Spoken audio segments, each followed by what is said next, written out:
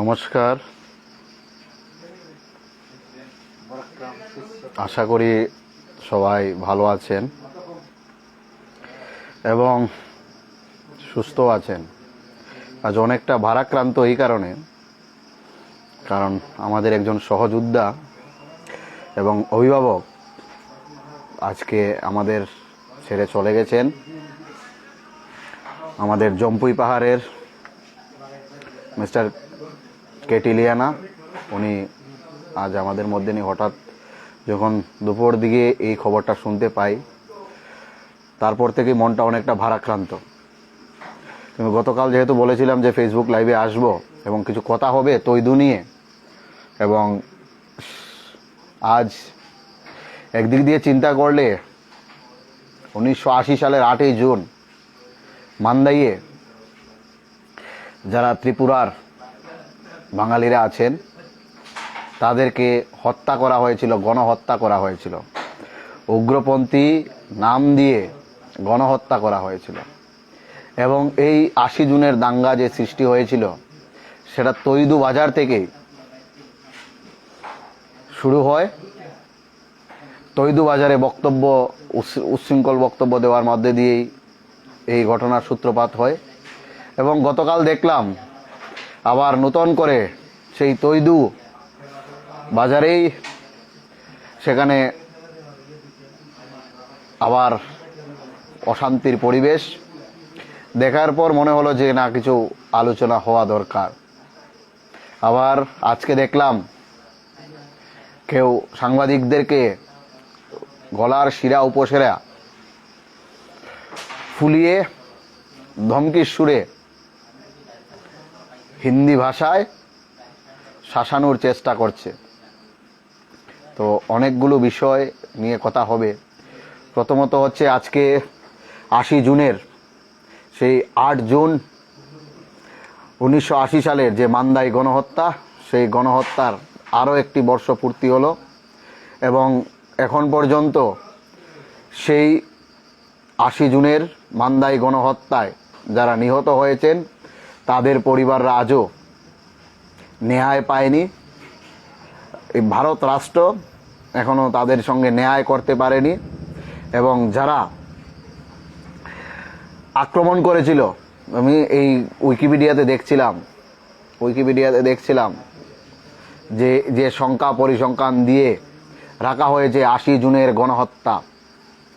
মান্দাই গণহত্যায় বলা হচ্ছে 255 জন গ্রামবাসীকে মারা হয়েছে, গর্ভবতী মহিলা থেকে শুরু করে, এবং তারা সবাই হিন্দু বাঙালি ছিল।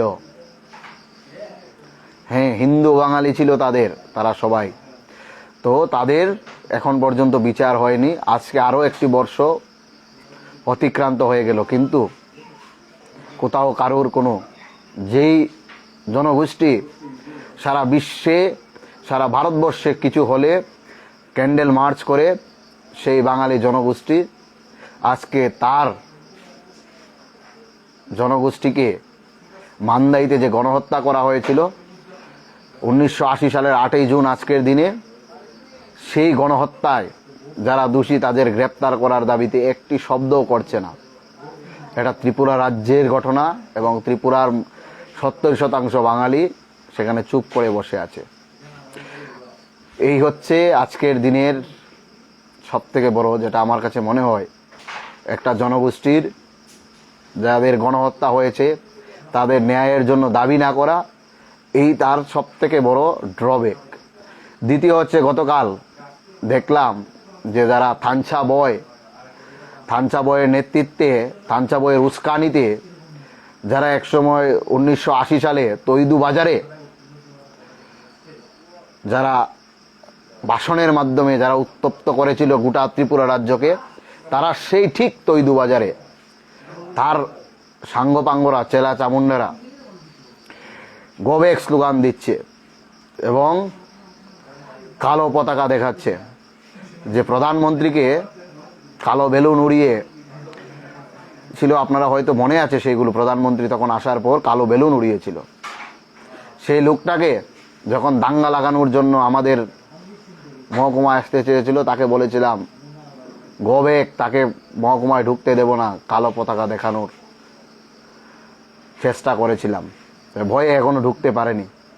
এখনো আসলো, সে আকাশপথে আসে, তার সাঙ্গপাঙ্গদের নিয়ে আসে। তো যেই লোকটার কারণে সারা ত্রিপুরা রাজ্যে পাহাড় থেকে সমতল ত্রিপুরার যে কৃষ্টি সংস্কৃতি সেখানে বিভাজন সৃষ্টি হচ্ছে, যার রাজনৈতিক লাভালাভকে চরিতার্থ করার জন্য এই লোকটা সারা ত্রিপুরার মধ্যে একটা সামাজিক ক্ষতের সৃষ্টি করতে চাইছে, তাকে ধিক্কার জানাই এবং তাকে স্মরণ করিয়ে দিতে চাই, সে যেভাবে মানুষকে মিথ্যে ভুল তথ্য দিচ্ছে, তার নিজের ইতিহাস সম্পর্কে ধারণা নেই এবং তার ক্রমাগত সাম্প্রদায়িক বক্তব্য, দাঙ্গা লাগানোর মতো বক্তব্য আজকেও দেখলাম।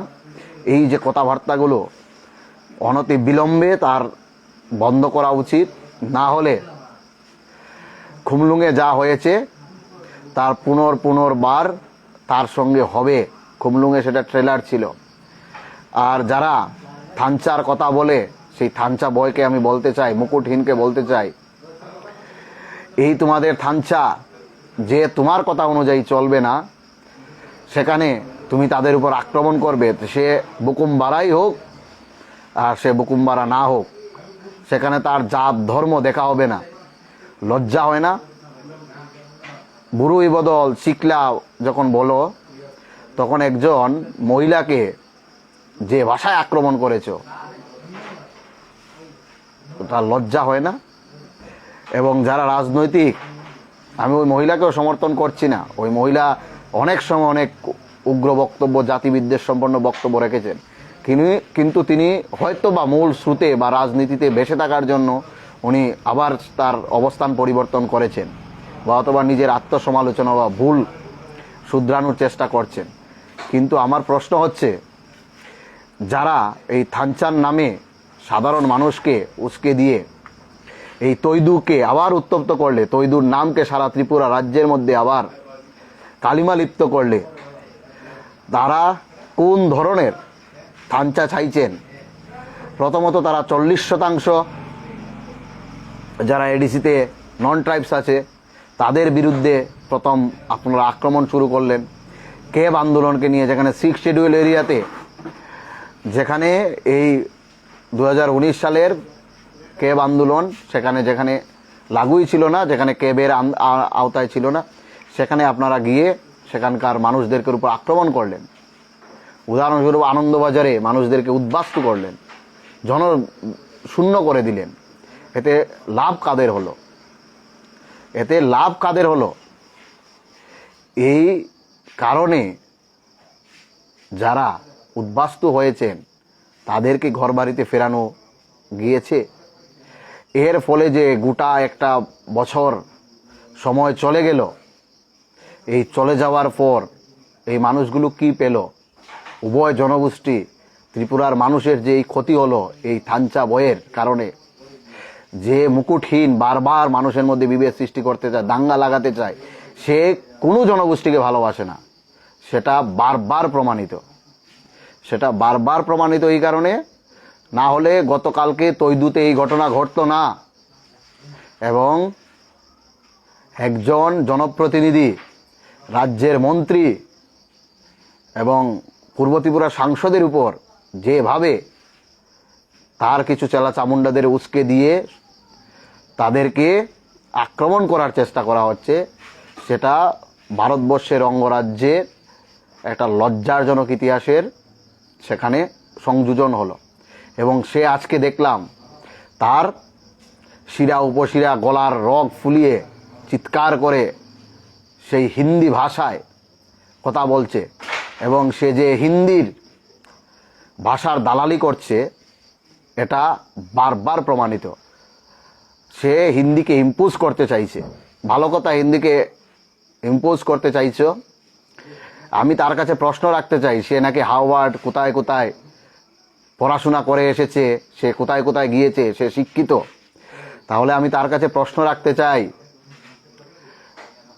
আজকের দিনে ভারতবর্ষের যে শিক্ষা ব্যবস্থা আছে সেই শিক্ষা ব্যবস্থায় অহিন্দিভাষী যারা আছে তারা বিজ্ঞান পড়তে হলে, তারা মেডিকেল সায়েন্স পড়তে হলে, তারা ইঞ্জিনিয়ারিং পড়তে হলে, তারা কোনো বিষয়ে তারা যদি রিসার্চ করতে চায় তাহলে সেটা কোন ভাষায় তারা করবে, তার জন্য তার সেটাকে হিন্দি ভাষায় সম্ভব। যদি সেটা হিন্দি ভাষায় সম্ভব হয় তাহলে সে এই হিন্দির দালালি করুক, হিন্দির প্রচার প্রসার করুক। তার এই সাধারণ নলেজটুকুও নেই বা ইচ্ছাকৃতভাবে সে সেটাকে এড়িয়ে চলার চেষ্টা করছে। এই মুকুটহীন যারা 70% মানুষ যে ভাষায় বুঝেই না, গ্রাম পাহাড়ে যে 30% মানুষ আছে যে তারা সেই ভাষা বুঝেই না, সে সেই ভাষাকে সেখানে ইমপ্লিমেন্ট করতে চাইছে। আর থানচার কথা বলছে, সে থানচা হচ্ছে ঢোকসলা, সে নাটক, থানচার নামে সে নাটক করছে। আদারওয়াইজ সে কিভাবে তার দলের সমর্থক নয়, তার দলের থেকে অন্য ভিন্ন ধরনের মত রাখে বা অন্য ভিন্ন চিন্তায় রাখে, তাদেরকে উপর এই ধরনের ন্যাক্কারজনক পাশবিক আক্রমণ করার পরিকল্পনা করে এবং প্রশাসনকে সক্রিয় হয়ে সেখানে কাঁদানি গ্যাস ছুটতে হয়, যেটা সে বারবার 2018 সালের পর থেকে সাধারণ মানুষকে উস্কানো দিয়ে এই ধরনের ঘটনা ঘটিয়েছে। এবং সে আজকে আবার দেখলাম সে বলছে শের। আমি বলি সিপাহীজলার চিড়িয়াখানায় আমরা সিংহকে দেখে আসি, তো সিংহের স্থান ওইখানেই।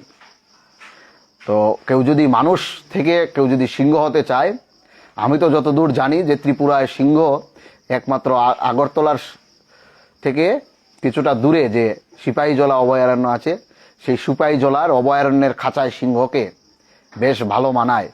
তো খাঁচা না হয় আরেকটা বানানো যাবে এবং সিংহকে সেই জায়গায় রাখা হবে। আর যদি মানুষ হয়ে থাকে এবং মান হুঁশ যদি তার থাকে এবং রাজনৈতিক লাভালাভের ঊর্ধ্বে এসে সে যদি ভাবে, আমি জানি তার শুভবুদ্ধি কখনো উৎপন্ন হবে না, উদয় হবে না, তার মতো নিকৃষ্ট মানের এবং মানুষের মধ্যে বিভেদ সৃষ্টিকারী লোকেদের শেষ পরিণতি আস্তাকুরের হবে।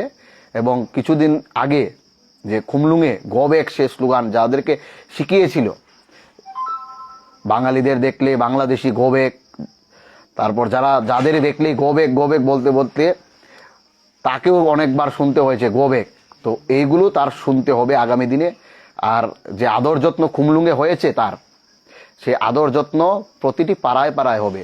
কারণ সবগুলো মানুষকে সব সময়ের জন্য বোকা বানিয়ে রাখা যায় না, কিছু সংখ্যক মানুষকে সব সময়ের জন্য বোকা বানিয়ে রাখা যায়।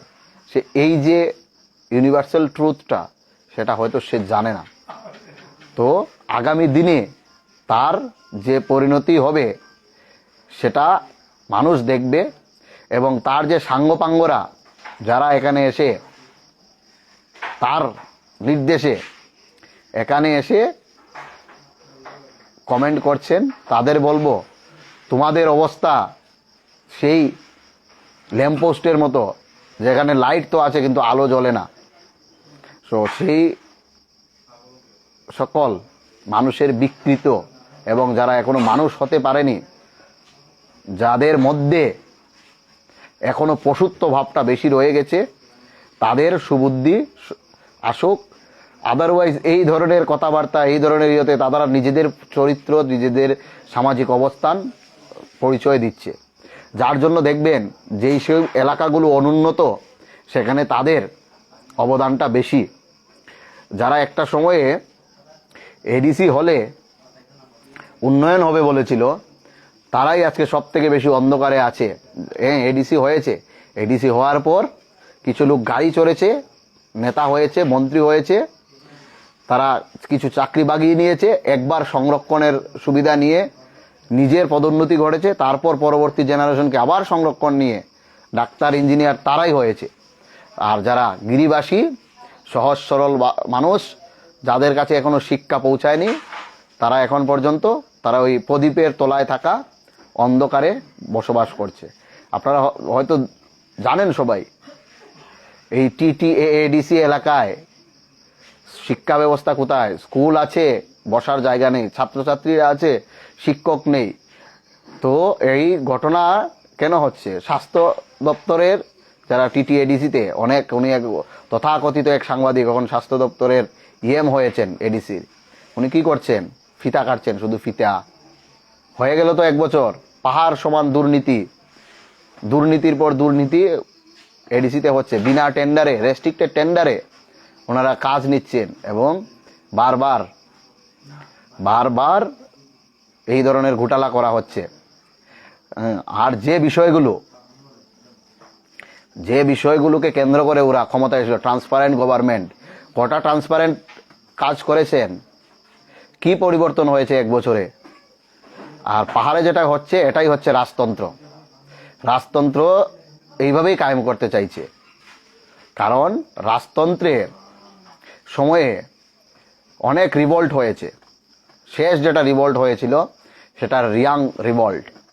তো এই রিয়াং রিভল্টে সময় কেন রিয়াং রিভল্ট হয়েছিল এবং বেশি দিন আগের ঘটনা নয়, সেটা ভারতবর্ষে স্বাধীনতার 10 বছরও হবে না এই রিয়াং রিভল্ট হয়েছিল। ভারতবর্ষ যখন স্বাধীন হবে তার থেকে 4-5 বছর আগে এই রিয়াং রিভল্ট হয়েছিল। তিতুন বিদ্রোহ হয়েছিল, জমাতিয়া বিদ্রোহ হয়েছিল, কুকি বিদ্রোহ হয়েছিল। ঠিক আছে? আর এই যে উমাকান্ত একাডেমি, যারা বড় বড় কথা বলেন, উমাকান্ত একাডেমিতে রবীন্দ্রনাথের মূর্তি কেন হবে?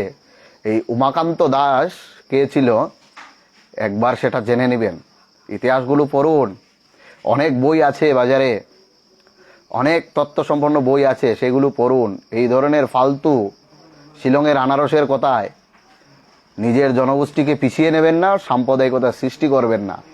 ত্রিপুরা একটা মিশ্র জনগোষ্ঠী বা জনবহুল রাজ্য, এখানে একে অপরের পরিপূরক।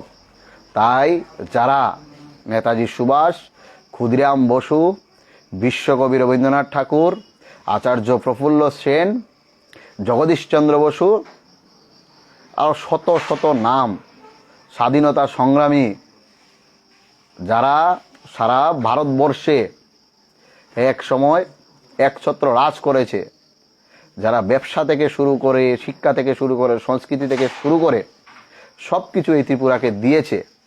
আজকে চাকলা রোশনাবাদ, যেই চাকলা রোশনাবাদ থেকে এই ত্রিপুরার যা কিছু দেখছেন, এই পার্বত্য ত্রিপুরা যেটা বর্তমান ত্রিপুরা, এই ত্রিপুরার যা কিছু ডেভেলপমেন্ট সেই চাকলা রোশনাবাদ থেকে এসেছে। এবং সমতল ত্রিপুরায় যারা ট্যাক্স দিত, একটা সিম্পল একটা কথা বলি, বর্তমানেও বিভিন্ন দপ্তরে যারা ডাইরেক্টর পদেও আছেন, A-ক্লাস পদেও আছেন, ওনারা পর্যন্ত, যারা এসটি কমিউনিটির আছেন, ওনারা পর্যন্ত 1 টাকাও আইটি রিটার্ন দেন না। আমার কাছে এক্সেল শিটে আছে তাদের যে স্যালারি স্লিপগুলো, তাদের কেউ 1,30,000 টাকা ইনকাম করছে, সে এসটি কমিউনিটির একজন, কিন্তু সে যদি নন এসটি হয় তাহলে সে 1,30,000 টাকা যদি ইনকাম করে তাকে মাসে 20,000 টাকা ট্যাক্স দিতে হয়। তো যারা ট্যাক্স দেয় না, যারা ট্যাক্সে না দিয়ে বড় বড় কথা বলে এবং তারা বলে তারা রাষ্ট্রের উন্নতিতে, তাদের রাজ্য, তাহলে তোমরা প্রথমে ট্যাক্স দেও, এই আইটি রিটার্নগুলো ফাইল করো, আইটি ট্যাক্সগুলো দাও। ঠিক আছে? আর কোনো কুলাঙ্গারি তার পূর্বপুরুষের অর্জিত বা পূর্বপুরুষের সম্পত্তিকে দ্বিখণ্ডিত করতে চায়, কোনো কুলাঙ্গার ছাড়া এরকম কাজ করবে না। ঠিক আছে? তো যারাই এই ল্যান্ড নিয়ে মাতামাতি করছেন, ল্যান্ড হবে, ভাগ করে দেওয়া হবে, একবার ভেবে দেখুন, যারাই এই ধরনের কথা বলছে তারা সুপুত্র কখনোই হতে পারে না। উপর থেকে দেখে তারা অবশ্যই প্রশ্ন তুলছে এবং হাসছে। যে বিষয়গুলো নিয়ে ভাবা প্রয়োজন সেই বিষয়গুলো নিয়ে ভাবুন, চাকরি, বাজার, রোজগার। আর হ্যাঁ, এই জনগোষ্ঠী যারা সমগ্র ভারতবর্ষে 28 কোটি, উত্তর পূর্বাঞ্চলে প্রায় 3 কোটি, ত্রিপুরা রাজ্যে তার 70%, তাদেরকে ধ্বংস করতে চাইবেন, তাদেরকে শেষ করতে চাইবেন, নিজেরা শেষ হয়ে যাবেন। এই সাম্প্রদায়িকতার আগুন থেকে বেরিয়ে আসুন। যারা একসময় বন্দুক হাতে তুলে নিয়েছিলেন তাদের জেনারেশন শেষ হয়ে গিয়েছে, কিন্তু এই জনগোষ্ঠী শেষ হয়নি। মান্দায় গণহত্যা করে ভেবেছিল অনেকেই এই বাঙালিদেরকে ত্রিপুরা থেকে তাড়িয়ে দেবে, বাট দে আর ফেল, তারা পারেনি এবং আগামী দিনেও পারবে না। এই যে সাম্প্রদায়িকতা যারা সৃষ্টি করতে চাইছে তারা শেষ হয়ে যাবে, কিন্তু এই ভারতকে যারা ভালোবাসে, ভারতের মাটিকে যারা ভালোবাসে, তারা একমাত্র জনগোষ্ঠী হচ্ছে বাঙালি জনগোষ্ঠী। এই বাঙালি জনগোষ্ঠীকে শেষ করা যাবে না। আর এই মুকুটহীনকে আস্থা করে ফেলার সময় আসে, সুরমার মাটি থেকে তার এই তার বীজ বপন হবে।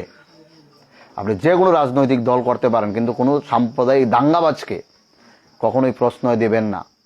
আপনি যা কাউকে সমর্থন করতে পারেন, সেটা ভারতবর্ষের গণতান্ত্রিক রাষ্ট্র আপনাকে সেই অধিকার দিয়েছে, কিন্তু কোনো সাম্প্রদায়িক দাঙ্গাবাজ যে অন্যের ঘরে আগুন লাগাতে চায়, যে অন্যের মাথা ফাটানোর কথা বলে, সে আপনার পরিবার, আপনার সন্তানদের ভালো চায় না।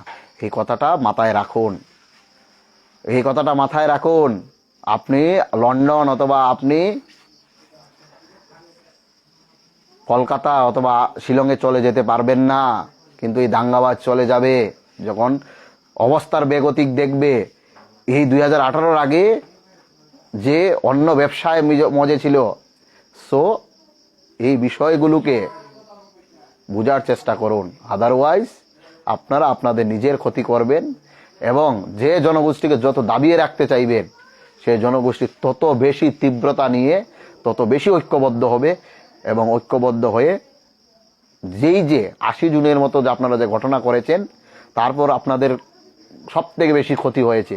ইতিহাসটা পরে নেবেন এবং ত্রিপুরার যারা বনাফাইড সিটিজেন, সে বাঙালি হোক অবাঙালি হোক, তাদেরকে বিদেশি বলার অধিকার বা সাহস কেউ যেন না দেখায়। পরিণাম কিন্তু ভয়ঙ্কর হবে।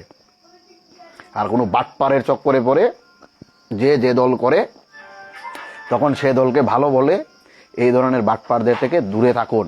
এই বাটপারদের স্থায়িত্ব ক্ষণস্থায়ী, বেশি থাকবে না, কিন্তু আপনাকে থাকতে হবে।